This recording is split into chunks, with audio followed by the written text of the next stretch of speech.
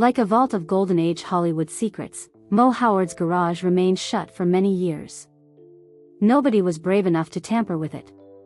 What was behind the doors was unknown. But when it was eventually unlocked, what they discovered completely stunned collectors and admirers. For what reason did they keep it locked? What was the secret Moe wished to conceal?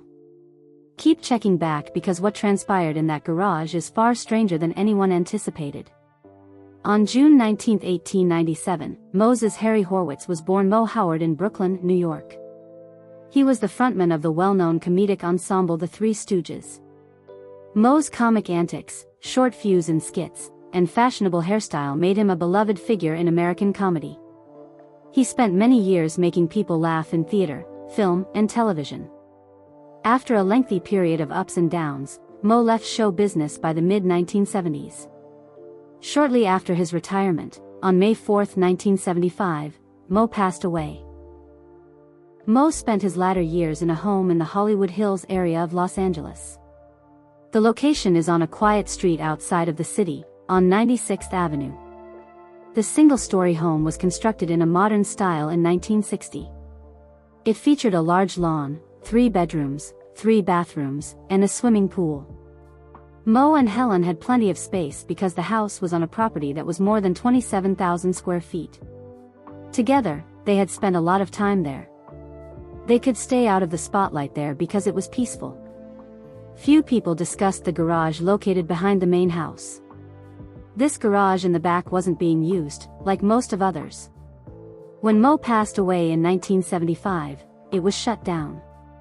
Before he passed away, Moe reportedly requested that it be permanently closed. After he passed away, some believe Helen made that decision. Regardless of who made the decision, the result was the same. The garage door was locked since no one unlocked it. The garage had not been altered at all when Helen passed away in October 1975, only a few months later. Over the years, the house changed ownership numerous times, but the garage remained closed. Only those who were aware of it could deduce what was happening. What did it contain? Why had it never been opened? There was a lot of interest, but nobody made an effort to block it. Someone eventually unlocked Moe's hidden garage after it had been shut up for decades. When the lock was turned, a dense cloud of dust lifted into the air. Light entered the chamber for the first time in nearly half a century. The contents had been preserved in the same condition as when they were discovered. The air was dry and the room was silent and empty. You might be surprised by what they discovered within. Let's first investigate the reason for Moe's garage's initial lockup. Moe Howard briefly left show business after his marriage in 1925 and shortly after his passing. He prioritized his family and financial stability when he entered the real estate market. The cause of this performance pause was his new duties that come with being a husband. But in the late 1920s, Moe returned to show business because he loved the stage. His most well-known period as the main character in The Three Stooges began when he returned. Moe and the rest of the Stooges struggled to make money despite their growing fame. When they worked for Columbia Pictures, they frequently received inadequate compensation. Although many fans believed the Stooges led a luxurious lifestyle, their compensation was insufficient to reflect their value to the business. The three made roughly $7,500 a short picture in the 1930s. Over the course of the year, each received roughly $2,500, with each receiving the same amount. Given how busy they were and how well-liked their comedy was, this meant that each Stooge earned roughly $20,000 annually, which wasn't much. The fact that they were not receiving any residual compensation made them even more irate about their money. In other words, the Stooges did not receive further compensation for their later remade or re-exhibited shorts. At the moment, they hadn't even considered how good their work was becoming. They were informed that the box office performance of their films was poor, which discouraged them from pursuing better deals. As a result, Moe's financial goals relied on real estate investments and wise personal decisions rather than large salaries from his acting career. Moe's family made a decision regarding the garage at the rear of his Hollywood Hills house when he died in 1975. According to family sources, the garage was intentionally locked. Keeping Moe's belongings secure and ensuring that no one would tamper with them after his passing was the aim. This included concerns about potential theft, interested parties, and even media. The garage was preserved and converted into a time capsule as a token of appreciation. Even after Moe's wife, Helen, passed away in October of the same year, it remained that way. To discover the odd items that were meticulously preserved as a part of Moe's heritage, let's venture into his long-sealed garage, a location trapped in time. Moe Howard's shed was more than just automobiles. One of the house's well-built features was the garage. It was constructed in the manner of Hollywood residences from the mid-century. It was designed to be both practical and tidy. The flooring were composed of smooth concrete, which allowed the surface to endure for a long time without deteriorating and was excellent for supporting large trucks. The walls had built-in shelves that were ideal for keeping additional parts, tools, and instructions. Because there was a workbench in the room, Moe, or someone else in the house might have used it for minor repairs or to arrange car-related items. One of the two vehicles was Moe's 1952 Cadillac Series 62. This vehicle, which was renowned for its elegance and smooth ride, was more than just a car in its day, it was a symbol of luxury. A powerful V8 engine with a 5.0-liter gasoline engine produced roughly 190 horsepower. 4L block. Wide bench seats and chrome finishes, which were the pinnacle of post-World War II American automobile design, gave it a sleek yet classic appearance. For Moe, this was not about flash. It was about having grace and being comfortable. The Cadillac exuded luxury and was enjoyable to drive, which complemented Moe's demeanor off-screen. The second vehicle discovered within was a 1967 Cadillac Sedan DeVille. In his later years, Moe drove this automobile every day. Compared to its predecessors, this model was lower and longer. Its sleek body lines, all-around side windows, and lengthier chrome accents gave it a more contemporary appearance for the period. It had wood trim, leather seats, and power options like air conditioning and automated windows. It was a vehicle designed for peaceful relaxation. Moe's daily driving of the Sedan DeVille demonstrated his preference for understated elegance. He simply enjoyed the simplicity and quality that the Cadillac name implied. He didn't need to brag. Both cars were covered in heavy layers of dust, indicating that they had not been touched for decades. The borders of the cover cloths that had been used to shield the cars from light and dust were still just barely visible. Unexpectedly, both automobiles' exterior and interior trim were discovered to be in exceptionally superb condition. The engines had little rust, but they were dusty. Because the garage was closed and the temperature remained constant, the dashboard instruments, wood accents, and leather seats all remained in good condition. The absence of water prevented the growth of mold and rust, and the absence of sunlight prevented the colors from fading. Discovering Moe's meticulously kept Cadillacs offered a rare and intimate glimpse into his life away from the spotlight. It demonstrated how much he valued his possessions, not in a materialistic or avaricious sense, but rather with consideration and purpose. These weren't foreign vehicles or high-end sports cars. They were as dependable, fashionable, and well-maintained as Moe himself. A silent tale of the man who not only made a lot of people laugh but also took care of himself and led a disciplined life was recounted by the garage and the automobiles. But it wasn't just the cars that caught them off guard. Something else caught their attention a little farther away. Boxes in rows, sealed and unopened for decades. What was it that Moe had been hiding from them all along? Why don't we look more closely? The vintage Cadillacs were surrounded by rows of boxes, carefully packed crates, bins for storing archives, and containers for film props. These weren't merely heaps of stuff. They all appeared to have been placed intentionally, most likely to preserve Moe's professional and personal memories. These containers and boxes resembled those used to hold confidential documents and valuables. The mystery was increased by the fact that some of them had labels in faded ink, while others were completely blank. Many people believe that these boxes contained a priceless collection of history, personal belongings, professional belongings, and studio-related information because Moe was immersed in the entertainment industry and worked with the Three Stooges for a long time. Although there isn't a formal inventory of the contents, you can get a sense of what might have been there by looking at examples from other estate collections. Moe's original 1942 Columbia Pictures ID card, which sold for $11,858 during a sale, serves as another illustration. There was more to this ID card than just gaining entry to the studio. There was a tiny bit of Hollywood history that depicted his career during the prime years of the Three Stooges. Another priceless artifact associated with Moe that went up for auction was a handwritten narrative proposal for Punch Drunks, one of the most well-known Stooge cartoons. Changes were made to the yellowing pages, one-liners were written in pencil, and there were notes in the margins that demonstrated Moe's keen sense of humor and how he personally contributed to the creation of the group's well-known shows. The fact that this outline sold for $9,799 demonstrates the significance of these behind-the-scenes items to both collectors and fans. The boxes also might have contained business correspondence, signed checks, and personal letters. Other estate sales have turned up highly sought-after items, such as a check signed by Moe in 1971. These things give people who know this comic well a peek into their everyday lives. Inside those sealed boxes are additional significant fragments of Moe's history. A signed check from 1971 that was still in fantastic condition and had a black and white photo of Moe with Larry and Curly was one of the most incredible items that Moe Howard discovered in his garage.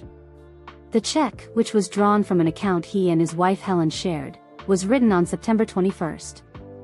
We got a really close-up look at Moe's personal life because it featured a clear bank certificate and his name in pen. Fans searching for authentic, tangible artifacts of Moe's personal life were very interested in this item when it was eventually sold at heritage auctions. Another significant item discovered was Moe's November 12, 1974, Screen Actors Guild membership card. The fact that Moe had signed and scribbled his name in blue ink on this card made it even more intriguing. The card's name makes it a coveted collector's item despite its ordinary appearance.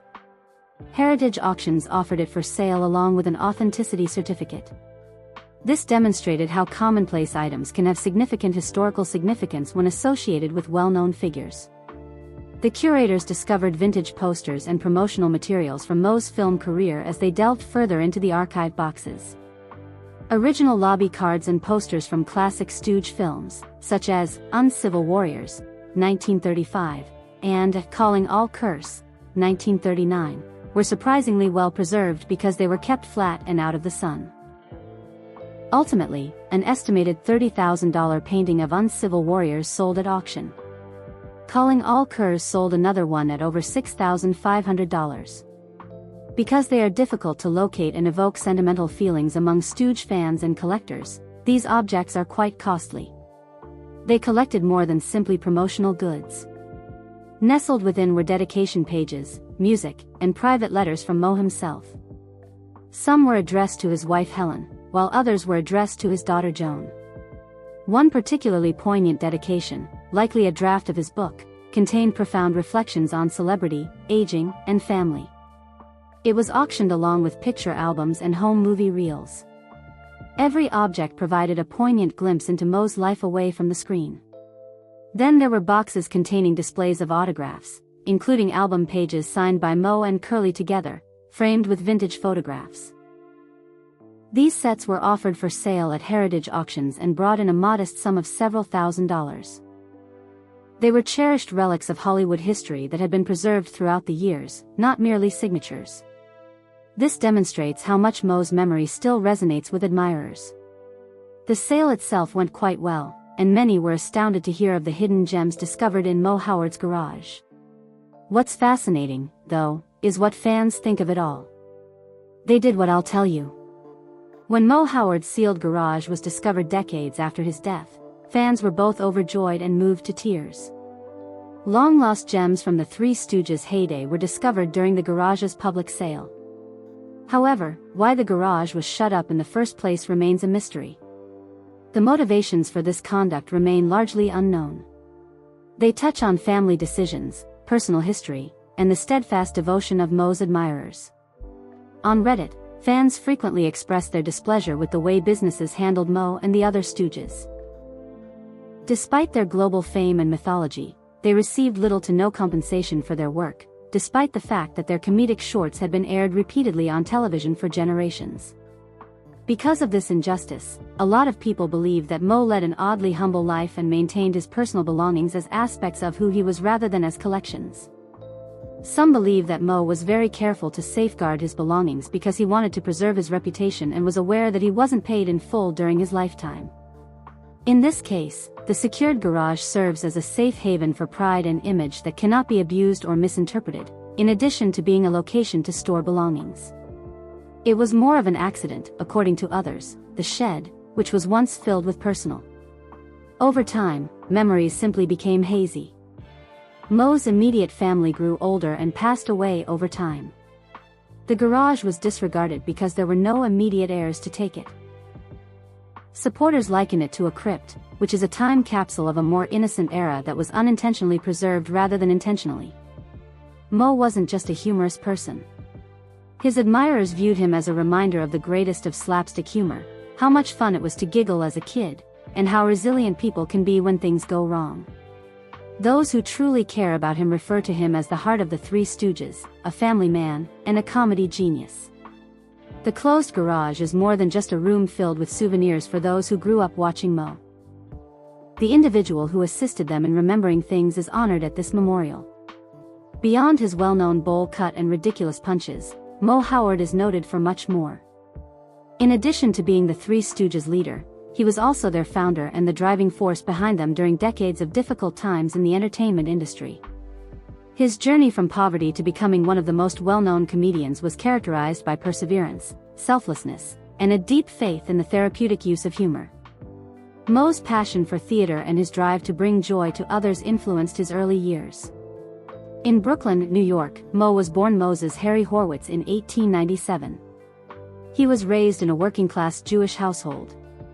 Even as a child, he had always aspired to be a performer.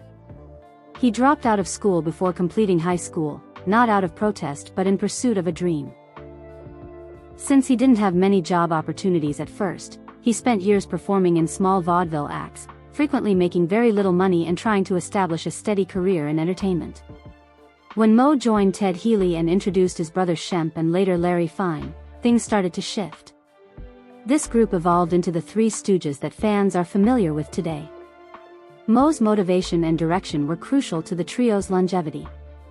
Although physical humor was frequently directed at Curly and Larry. In contrast, Moe was the boss who delivered the well-known head slaps and eye pokes at the ideal moment. Despite their fame, the Three Stooges did not receive a fair compensation for the prosperity they brought to businesses. Their shorts have since earned them millions of dollars, but they were never compensated for the repeated airings. Being incredibly practical and financially savvy, Moe kept his private life out of the spotlight. Supporters believe this is the reason he kept a lot of his belongings locked up in his garage for so long, possibly to preserve his memory the way he intended and to safeguard his family's privacy. Today, a sizable crowd of admirers of Moe's art honor and treasure his memory. Museums like the Stoogium in Ambler, Pennsylvania, demonstrate how many people still adore and appreciate Moe and the Stooges. More than 100,000 objects related to the Three Stooges can be found in this unique museum. These consist of Moe, Larry, and Curly's personal belongings, unusual mementos, costumes, and original screenplays. It also features a theater that regularly screens vintage Stooge shorts, providing moviegoers with a recognizable cinematic experience. It is a physical tribute to decades of laughter and a sacred site for Three Stooges devotees. All of the Stooge lovers congregate in the Stoogium, which is more than simply a museum. Particularly for the annual gatherings, Q&A sessions, and meetups when fans and collectors gather to exchange tales and pay tribute to Moe, people travel from all over the United States and other nations. When the children and grandchildren of Moe, Curly, and Shemp were brought together for the first time in public at the Howard family reunion in July 2025, the Stooges' comeback reached a heartwarming climax. People talked, told stories, and paid moving homage to the original Stooges at the event, which was held close to Los Angeles.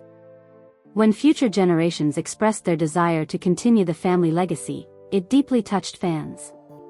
Making sure that future generations would remember the values, humor, and generosity of Moe and his siblings was just as important as remembering the past. Not only did Moe Howard leave behind amusing customs, but he also established a tradition that still unites people today.